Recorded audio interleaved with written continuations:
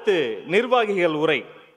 முதலில் பேச வருகிறார் தஞ்சாவூர் மத்திய மாவட்ட கழக செயலாளர் தஞ்சை ஆர். விஜய் சரவணன்.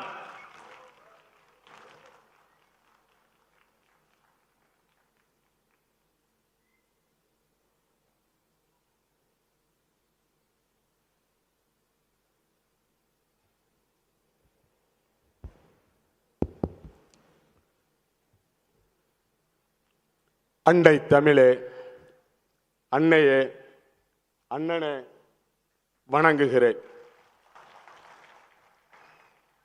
அரசியல் கடல் கண்டு பலர் ஓடி ஒளிகையில் ஒடுக்கப்பட்ட மக்களுக்காக அவர்களின் உரிமைகளை மீட்டெடுக்க தமிழகத்திற்கு மாற்றத்தை மட்டுமல்ல நல்ல பல தீர்வுகளை தருவதற்காக தன்னுடைய உயரமான வாய்ப்பு மிகுந்த வாழ்க்கையை தியாகம் செய்துவிட்டு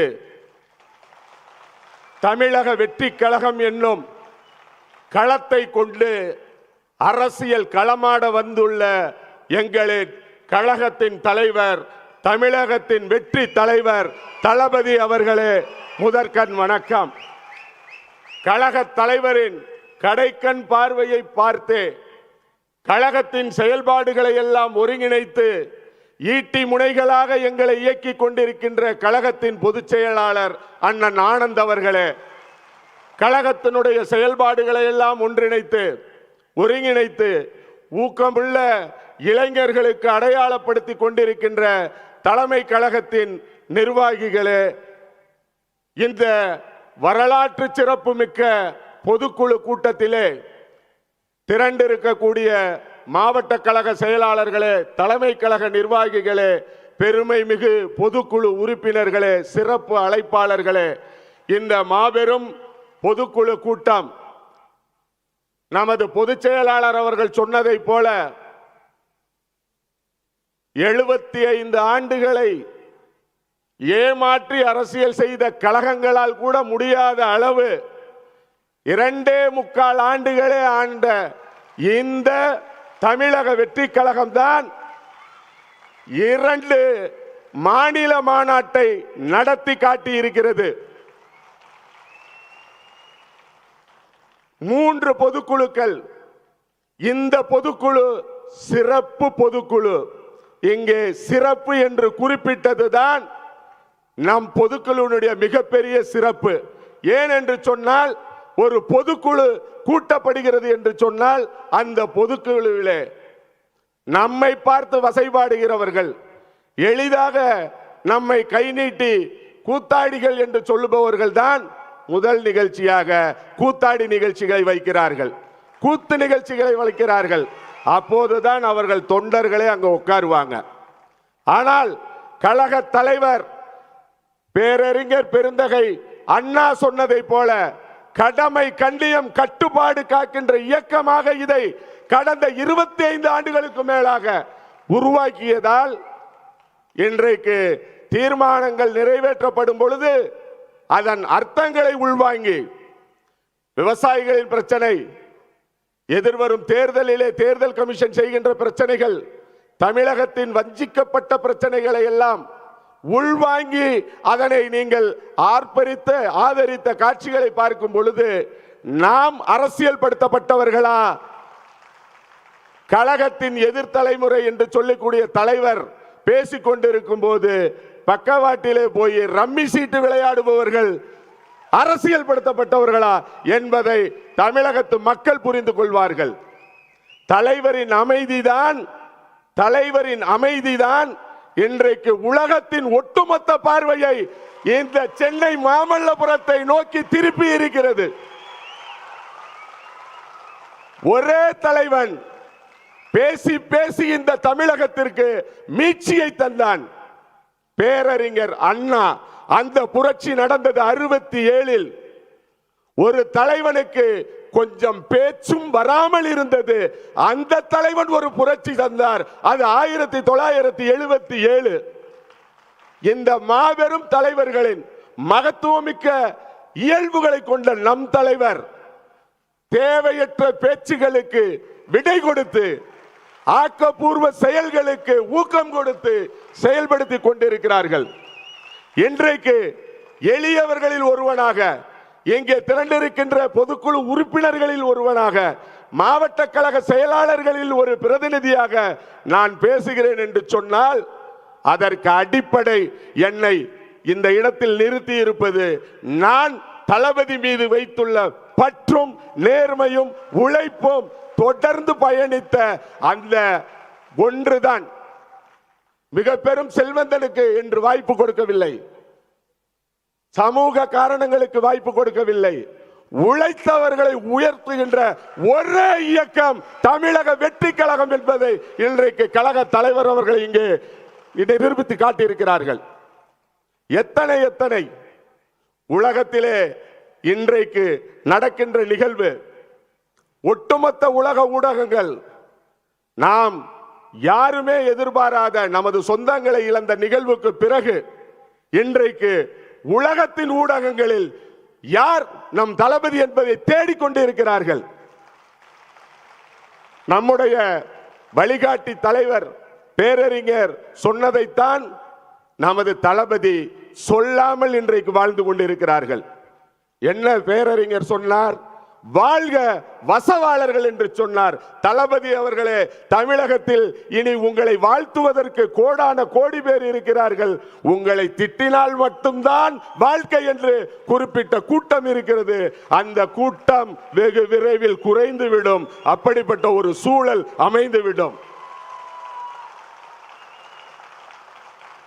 நம்மை பார்த்து கட்டமைப்பில்லாத கழகம் என்கிறார்கள், கட்டமைக்கப்படுவதற்கு காலம் இல்லை என்கிறார்கள், 2 ஆண்டுகளில் எப்படி செய்ய முடியும் என்கிறார்கள். 2 ஆண்டுகளில் செய்ய முடியும் என்பதை செய்து காட்டியிருப்பது நமது கழகம். ஒவ்வொரு பயிருக்கும் மரத்திற்கும் ஒவ்வொரு இயல்பு உண்டு. ஒவ்வொரு விதையை விதைத்தவுடன் 2 ஆண்டுகளில் 4 ஆண்டுகளில் விளைகின்ற மரங்கள் பயிர்கள் உண்டு. ஆனால் மூங்கில் மரத்திற்கு ஒரு இயல்பு உண்டு. அது விதைக்கப்பட்ட பிறகு அதற்கு தேவையான வளர்ச்சிகள் அனைத்தையும் மண்ணிற்கு அடியிலேயே செலுத்தி 5-6 ஆண்டுகள் கழித்த பிறகு முதல் துளிர் விடும். அப்படிதான் இந்த தமிழக வெற்றி கழகம் என்பது 93ஆம் ஆண்டிலே தளபதி அவர்களின் பெயரால் ரசிகர் மன்றமாக ஆரம்பிக்கப்பட்டது. அப்படிப்பட்ட ரசிகர் மன்றத்தில் ஒரு உறுப்பினராக வந்தவன் தான் இன்றைக்கு தமிழக வெற்றி கழகத்தின் தஞ்சை மத்திய மாவட்டத்திற்கு செயலாளராக இருக்கிறேன் என்று சொன்னால், இன்றைக்கு இந்த வெற்றி விளம்பர திமுகவில் ஒரு மாவட்ட செயலாளரை எளியவனை காட்ட முடியுமா?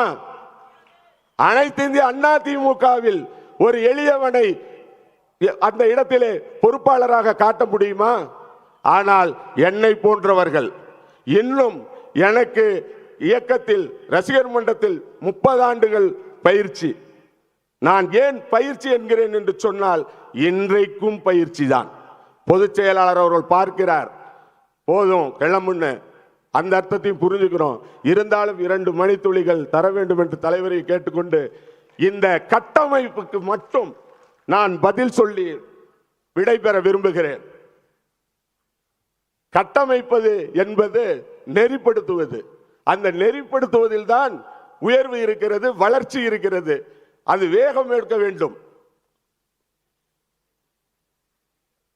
25 ஆண்டுகளுக்கு முன்னால் 25 நபர்களை உருவாக்கி ஒரு ரசிகர் மன்றம் அமைக்கப்பட்டது. அது ஊருதோறும் மாவட்டத்தில் பல இடங்களில் என்று இருந்தது. நற்பணி மன்றமான பிறகு அந்த நற்பணிகளை நாம் முன்னெடுத்த பொழுது மாவட்டத்தில் பல இடங்களில் இருந்தது. மாவட்டத்தில் நிறைய இடங்களில் வருவதாக நகரம் ஒன்றியம் என்கிற அளவிலே வந்தது. அதை நாம் கட்டமைத்திருக்கிறோம். அதன் பிறகு நற்பணி மன்றம் மக்கள் இயக்கமாக மாறிய பிறகு நாம் இன்றைக்கு எத்தனை திட்டங்களை செயல்படுத்தி அதன் மூலம் மக்களின் நன்மதிப்பை பெற்று எத்தனை இடங்களிலும் எங்கு சென்றாலும் நம்முடைய மக்கள் இயக்கம் இருந்தது. இப்படிப்பட்ட வளர்ச்சிக்கு பின்னால் தான் கழக தலைவர் அவர்கள் இந்த மக்களுக்கு சேவை செய்ய வேண்டும் என்கிற ஒற்றை நோக்கத்தோடு, சேவை மனப்பான்மையோடு இன்றைக்கு தனக்கு இத்தகைய உயர்வை தந்த தமிழக மக்களுக்கு நன்றி பாராட்டும் விதத்திலே தமிழக வெற்றி கழகத்தை அறிவித்து, இன்றைய தினம் பல்வேறு மாவட்ட செயலாளர்களுக்கு தூக்கம் கிடையாது. ஏன் என்று சொன்னால், கட்டமைப்பை நெறிப்படுத்துகின்ற பணிதான் இப்போது நடந்து கொண்டிருக்கிறது. அந்த பயிற்சி தான் நடந்து கொண்டிருக்கிறது. முன்னால் எல்லாம் நாங்கள் அண்ணனுக்கு போன் அடிச்சு பேசணும்னு நினைப்போம். இப்போதெல்லாம் அண்ணன் போன் வந்தாலோ, சென்னையிலிருந்து மரியாதைக்குரிய ஆதவ் சார் டீம்ல இருந்து போன் வந்தாலோ, மாவட்ட செயலாளர்கள் எல்லாம் எவ்வளவு தூரம் ஓடுறது, எவ்வளவு வேகமா ஓடுறது என்பதை பயிற்சியை கொடுக்கிறாங்க. அதை பெறுவதற்கே நாங்கெல்லாம் பயந்து, ஆனால் பயந்து ஒதுங்கி இல்ல, வேகம் எடுத்து ஓடிக்கொண்டு இந்த கட்டமைப்புகளை உருவாக்கி இருக்கிறோம். அப்படிப்பட்ட ஒரு கழகத்தினுடைய நிர்வாகிகளை கொண்ட இயக்கம் இந்த தமிழக வெற்றி கழகம். ஆகவே 75 ஆண்டுகளாக சுரண்டி சாப்பிட்ட மன்னர்களே, அவர்களைப் போலவே குடும்ப அரசியலையும் அதிகார அரசியலையும் பொருளாதார அரசியலையும் கடந்த 50 ஆண்டுகளாக செய்து வருகின்ற திராவிட பெரும் இயக்கங்களே, உண்மையான திராவிட தலைவர் இதோ உதித்து விட்டார். உண்மையான தமிழ் மக்களுக்கு நல்ல நீதி வழங்குகின்ற தலைவர் உதித்து விட்டார். உங்களின் உதய திருவிழாக்கள் எல்லாம் இனி நிறுத்தப்படும்.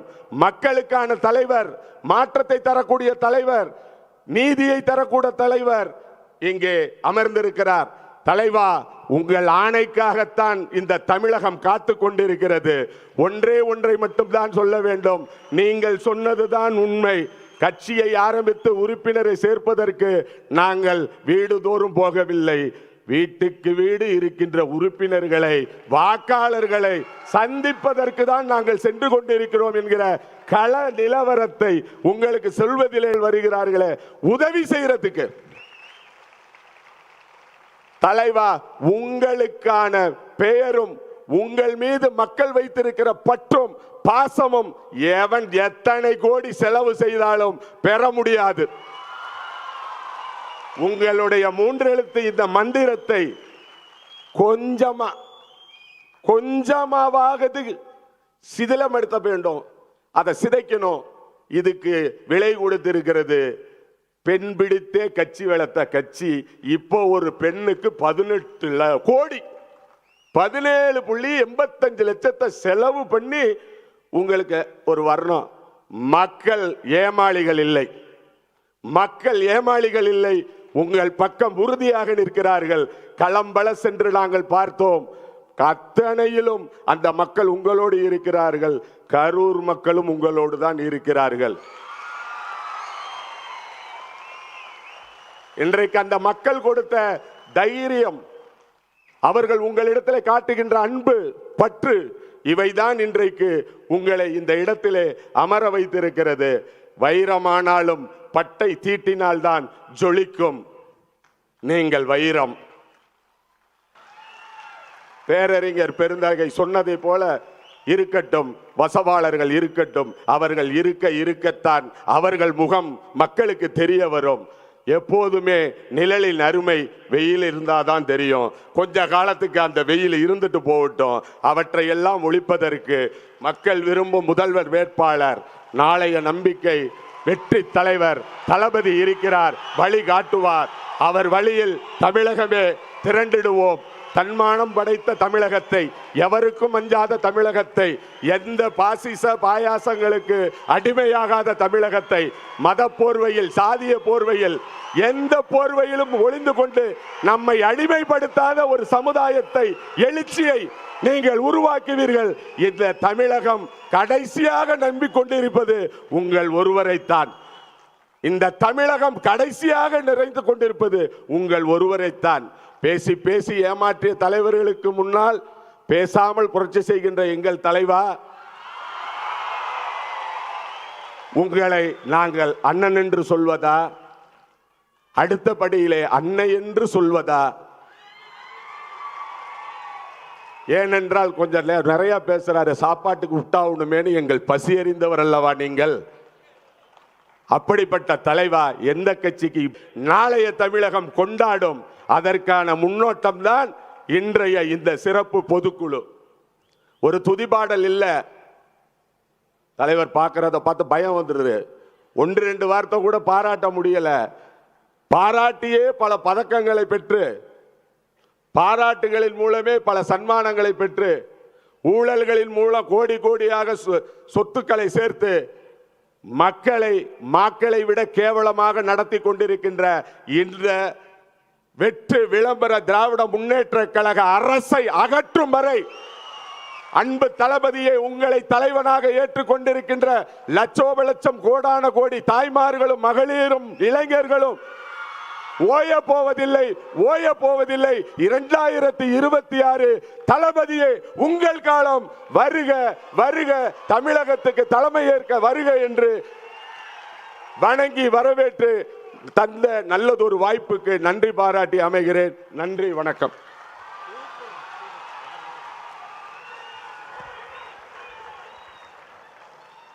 அற்புதமாக பேசிய அண்ணனுக்கு ஒரு அரங்கம் நிறைந்த கைத்தட்டல தந்தையாகும். நன்றி.